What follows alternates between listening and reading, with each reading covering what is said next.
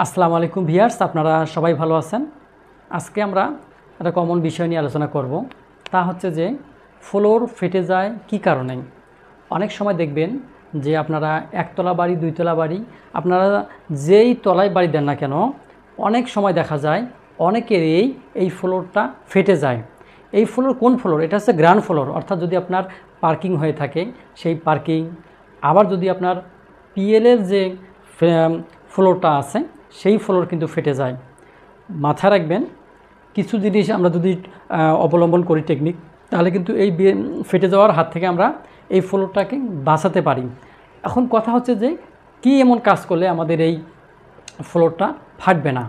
আপনারা জানেন, যখন আমরা একটা বিল্ডিং বাড়ি করি তখন কিন্তু অনেকেরই জীবনের শেষ ইচ্ছা হিসাবে বা স্বপ্ন হিসাবে, এবং কি জীবনের যত ইনকাম, সেই ইনকাম দিয়ে কিন্তু একটা আমরা বিল্ডিং বাড়ি করার জন্য চিন্তা ভাবনা করি। এবং এই বাড়িটা যখন করার পরে যদি আমার 2-3 বছর 5 বছর পর এই ফ্লোরগুলো ফেটে যায়, তখন কিন্তু একটা মনের ভিতরে বা একটা যাই হোক কাজের উপরে আমাদের একটা কি নেগেটিভ ধারণা চলে আসে। তো যাই হোক, আমরা আজকে এই বিষয়গুলো আলোচনা করব। অবশ্যই আপনারা ভিডিওটি শুরু থেকে শেষ পর্যন্ত দেখবেন।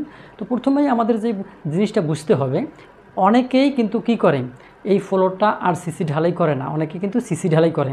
কেননা এই ফ্লোর যখন আরসিসি ঢালাই করবেন তখন কিন্তু রড লাগবে। এই রডটা আপনি 8 মিলি বা 10 মিলি দিতে পারেন। আবার দেখা যায় যে একটা থেকে আরেকটা ডিস্টেন্স 8 ইঞ্চি, 10 ইঞ্চি বা 12 ইঞ্চি সর্বোচ্চ দেওয়া যায়। এতে কিন্তু কি হয়, আপনাদের এই রডের খরচটা লেগে যাবে। যদি আপনি মনে করেন যে আমার 1000 স্কোয়ার ফিট একটা ফ্লোর, আমি এখানে আপনার কম করে হলেও আপনার 700 থেকে 800 কেজি কিন্তু রড লাগবে।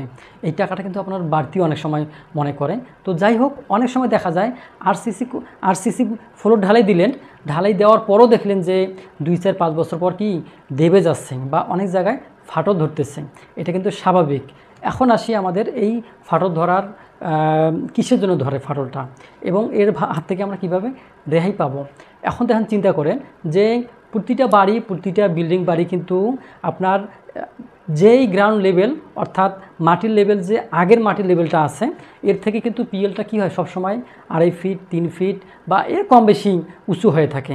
অর্থাৎ আপনার যে পুরাতন যে মাটি বা যে লেভেল পর্যন্ত মাটিটা আগেই করা থাকে, এর থেকেও আপনার কি বেশি ভরাট করতে হয়। অনেক সময় দেখা যায় এই ভরাট যখন আমরা করি তখন কিন্তু একেবারেই সব ভরাট করি, অর্থাৎ আমরা গাড়ি লাগিয়ে দিয়ে, টলি লাগিয়ে দিয়ে ভর করে কি ভরাট করে দেই। এই ভরাট করে দেওয়ার পরে আমরা কি করি, হয়তো উপরে একটু হালকা করে পানি ছিটিয়ে দিলাম, মনে করলাম যে উপরটা যদি একটু শক্ত হয়ে যায় তাহলে আমরা কিন্তু ফ্লোরটা ঢালাই দিয়ে দেই। এই ঢালাই দেওয়ার পরে দেখা যায় 2 বছর পর সেটা বসে যাবে। কেননা একটা মাটি বসতে কিন্তু সময় লাগে, এইটা মাথা রাখতে হবে।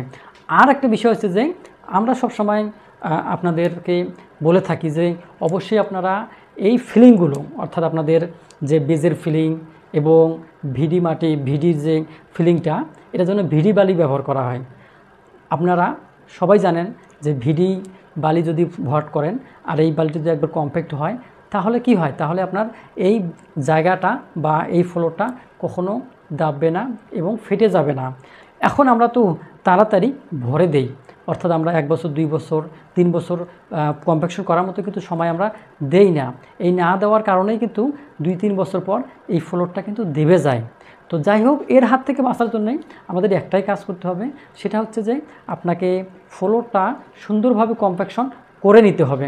এখন আপনি যদি তাড়াহুড়া করে ঢালাই দেন তাহলে কিন্তু কখনোই হবে না। আপনি প্রথমে লেয়ার বাই লেয়ার এই কাজগুলো করার চিন্তা করবেন। আপনি ফ্লোরটাকে যখন মনে ধরেন আপনি 2.5 ফিট ভিডি বালি ভরবেন, এই 2.5 ফিটে কিন্তু আপনার 6 ইঞ্চি করে ভরতে হবে এবং পানি দিতে হবে। আপনারা জানেন বা না জানেন, একটা কথা মাথায় রাখেন যে যদি আপনি বালিতে পানি দেন তাহলে আপনার প্রায় 80% কম্প্যাকশন হয়ে যাবে।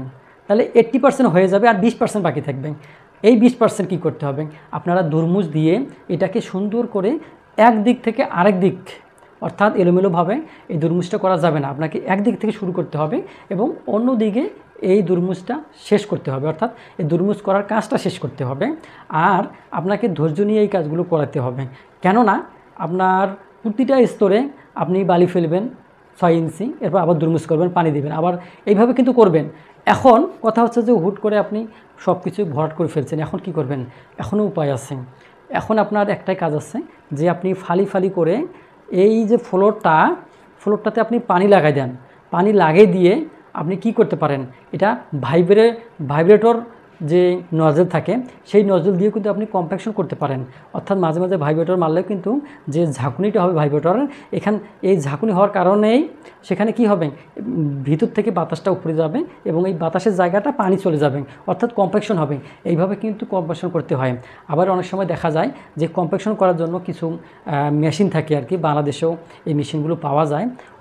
অনেকে দেখে থাকবেন যে এলজিডির যে প্রাইমারি স্কুলগুলো হয় এলজিডি আন্ডারে, ওইগুলোতে কিন্তু এই কম্প্যাকশনের মেশিনটা ব্যবহার করা হয় বালিগুলো কম্প্যাকশন করার জন্য, এবং সেখানে ডিসিপি দিয়ে টেস্ট করা হয় যে কতটুকু আপনার এই কম্প্যাকশনটা হইল। তো যাই হোক, আপনার যদি এত কিছু করার দরকার হবে না, আপনার শুধু মাথা রাখতে হবে যে আমি লেয়ার বাই লেয়ার বালিটা ফেলবো এবং বালি ফেলার পরে আমি এটাকে কম্প্যাকশন করব। এইভাবে লেয়ারে লেয়ারে করলে কখনো আপনার এই ফ্লোরটা ফাটবে না। আপনি এখন যদি আপনার প্রপার ওয়েতে আপনার সঠিকভাবে যদি কম্প্যাকশন হয়ে যায়, আপনি যদি সিসি ঢালাই দেন তারপর কিন্তু ফাটবে না। আবার যদি আপনার কম্প্যাকশনটা না হয়, এক্ষেত্রে আপনি আরসিসি ঢালাই দিলেও কিন্তু আপনার কি এটা ফেটে যাবে, এটা কিন্তু মাথা রাখতে হবে। আমরা শুধু আরসিসি করলাম তাহলে কিন্তু হবে না, অবশ্যই এদিকে খেয়াল রাখতে হবে।